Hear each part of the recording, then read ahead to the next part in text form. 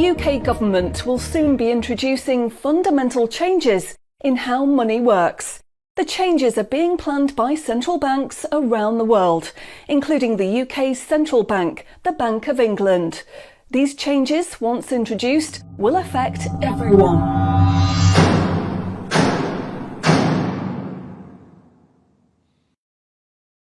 So, what are these changes really about? The changes being proposed will mean that you will no longer have full control over your spending. In fact, what they are planning is the replacement of money with something which is fundamentally different. Therefore, it's not just cash they want to remove from the economy, it is money itself. Pay attention, because if the new monetary system is allowed to happen, it will be very difficult to reverse, and could mark the beginning of the end of human freedom. In order to explain the changes that are being planned right now for your tomorrow, let's explain a little bit about how your money works today. Let's imagine that John decides to buy his daughter a birthday present from Argos. He chooses the product he wants, then pays £50 using his debit card. You might think that £50 is immediately transferred from John's bank account to Argos's bank account. But this is not what happens. A record is created showing that John's bank owes Argos's bank £50, and John's account will even show that the money has left his account, but the actual transfer of funds does not occur at the time of purchase. John's £50 purchase is one of about 50 million UK transactions that occur every day, and although in each case the account may show that the money has been transferred, the actual movement of funds between the banks only occurs once every day. Every 24 hours, all the payments made to and from each of the UK's 300 plus registered banks are added up to determine how much each bank owes the others. The Bank of England, which is the central bank that all other banks in the system are connected with, derives the total amount that each bank owes and is owed for that day. The Bank of England then intermediates and exchanges funds between all the other banks. So the Bank of England does not know anything about John or the £50 he spent on his daughter. John's money is just a tiny part of a huge transfer of funds. This means that the only organisation that can see what John does with his money is his own bank, the central bank. The central bank cannot see what John spends his money on, or when he spends it, and John's bank is under an obligation not to share details of his spending with anyone. This means that, rightly, there is a good degree of anonymity and privacy over what John decides to spend his money on. This, in turn, means that a government or central authority, such as the Bank of England, cannot directly restrict John when he uses his debit card, because it has no visibility of what John is doing with his money. If John had paid for the present with £50 of cash, then the purchase would be completely anonymous. Nobody, including John's bank, would know what he had spent his money on. So, cash transactions are truly anonymous, and debit card transactions have a high degree of anonymity, because only your bank can know about them.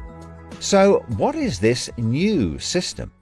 The name of the new system is called Central Bank Digital Currency, or CBDC. It sometimes has other names, such as smart money. Here's how it works. Let's imagine that John, again, decides to buy his daughter a birthday present from Argos.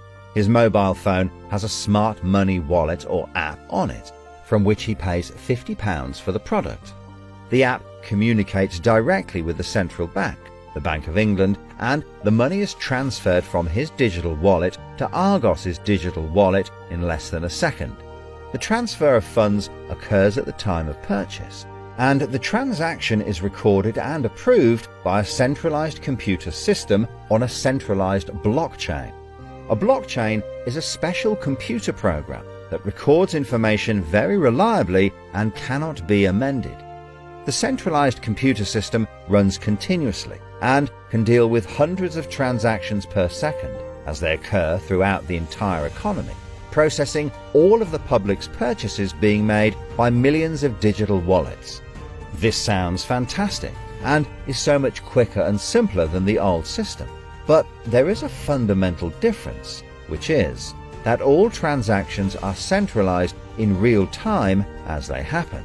In other words, one system will be able to know about every single digital transaction in the economy as the transactions occur. This is the critical difference with the new digital monetary system that everyone needs to be aware of. All transactions are centralized in real time as they happen. The people who are planning this new system have made it clear that it would be useful, in their eyes, to use artificial intelligence algorithms in real time to block certain public transactions for a range of different reasons. So, what does this mean for John? Let's just say there is another lockdown and the government want to stop the public moving about the country. With this new system, they could introduce a simple change. That would mean John's wallet would only work if he was located within a certain distance of his own home. Argos is 2 miles from John's house, and he decides to go and buy his daughter a birthday present. He attempts to pay £50 for the product with the app. The app communicates directly with the Bank of England's computer system, and the system rejects John's payment before it is made, because the system knows that John is 2 miles from his own home, and John's wallet has been limited to spending within just 1 mile. John cannot now buy anything unless he moves closer to his own home. His money is now useless if he wants to go anywhere. Why doesn't John just use cash? That would be a good solution for John as long as cash is still in use. So, how might this new system be introduced? The Prime Minister called an emergency meeting today to discuss the unprecedented slide into economic recession in the UK and global economies. Inflation is out of control, and high interest rates are causing thousands of house repossessions. All cash points and over-the-counter cash services are now frozen, and millions of people face losing their life savings as a number of high street banks are declared insolvent. The government and the Bank of England are accelerating the introduction of a new central bank digital currency, which all bank customers in the UK will be able to receive in exchange for their existing money, which in many cases is now unobtainable from their bank accounts. The government say that the new digital money will help the economy recover from recession and will be used to bail out public and corporate money currently held in millions of bank accounts by banks that are at the point of collapse.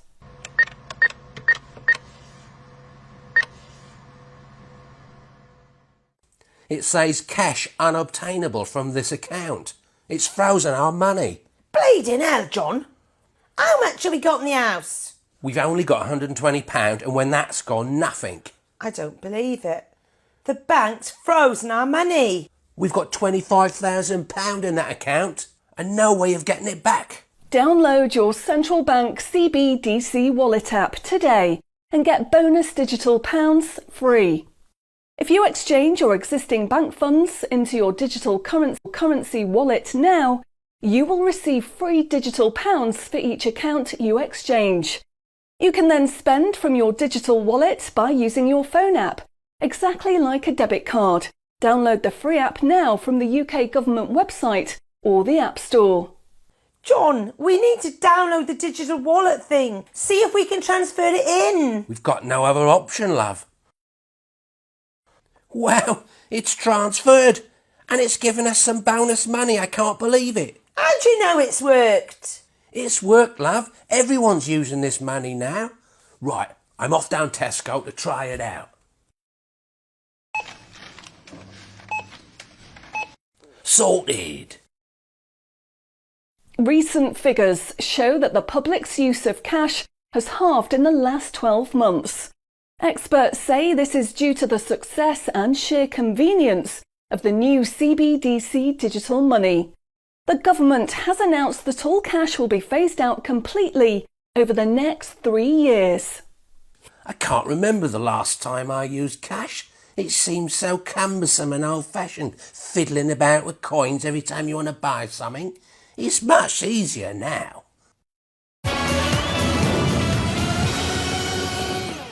Have you seen the remote control, love? Look what I found. Remember these? What are you going to do with that? Well, I don't know. Look, why don't we keep it? I'll put it in a picture frame. My name's Charlie. Recent data from the annual Climate Change Conference has revealed that only a drastic reduction in fossil fuel use will help protect against climate change. The government has announced limits on petrol and diesel use for all individuals in the UK, which will be enforced using smart money. Each wallet will be limited to a purchase of 15 litres per week, after which the wallet will be prevented from making any further purchases in that week. Ah, bollocks. Growing concerns over obesity and bad health will be tackled using the Smart Money Network. The government proposes to limit the total number of sugary foods that each digital wallet can purchase in any given month. What? Experts say that the new pandemic, which is 10 times more contagious and deadly than coronavirus, can only be defeated by minimising all human contact and staying home as much as possible. In order to enforce this, all digital wallets will only work within 1 mile of the address at which they are registered. Shopping times will be staggered so that you can only make purchases for a 2-hour period each day. The government, in a move to stimulate growth in the economy, is trying to ensure that all benefit money paid out to the public is spent within an appropriate time period. From the 1st of August, all benefit payments, including the new social credits, should be spent within 2 months of receiving them. Benefit money will expire and be of no use if it is not spent within the 2-month period. Blimey, they're putting a shelf life on money. Vaccination uptake for the latest pandemic is now at 95%. Anyone who has not been vaccinated will have restrictions placed on their wallets. For the 5% unvaccinated, spending will only be allowed at certain times and within 1 mile of home. Certain goods, such as alcohol, travel tickets and restaurant purchases, will not be available for those who have not been vaccinated, and their digital wallets will not work outside of the UK. Wow. Concerns are growing over people who grow and supply their own food outside of government-approved companies. The government will be restricting the purchase of all seeds and other farming products for anyone that is not a registered farmer. What are they doing that for? The government is trying to reduce the amount of red meat people eat in their diet for environmental and health reasons. Digital wallets will only be allowed to purchase 8 ounces of red meat per week. How much is 8 ounces? In order to protect the environment, the government is introducing limitations on the amount each wallet will be able to spend on the following products: aerosol cans, single-use plastics, coal, meat, chocolate, fish and coffee. What about fags? In a move to encourage good behaviour, the government is awarding digital currency direct to your wallet if you report on anyone breaking lockdown rules or report on individuals expressing extremist views. Anyone deemed to be expressing extremist views may in turn have restrictions placed on their wallets. What's that mean, extremist views? If you give up your cash, you will give up freedom for yourself, and you will give up the freedom of generations to come. It's not the convenience of the new money that is important. What is important is the fact that centralised administration of smart money could be used to control every aspect of your life. Say yes to keeping cash and say no to centrally controlled smart money. What they are going to propose is not money, it is a social control system. Please spread this message.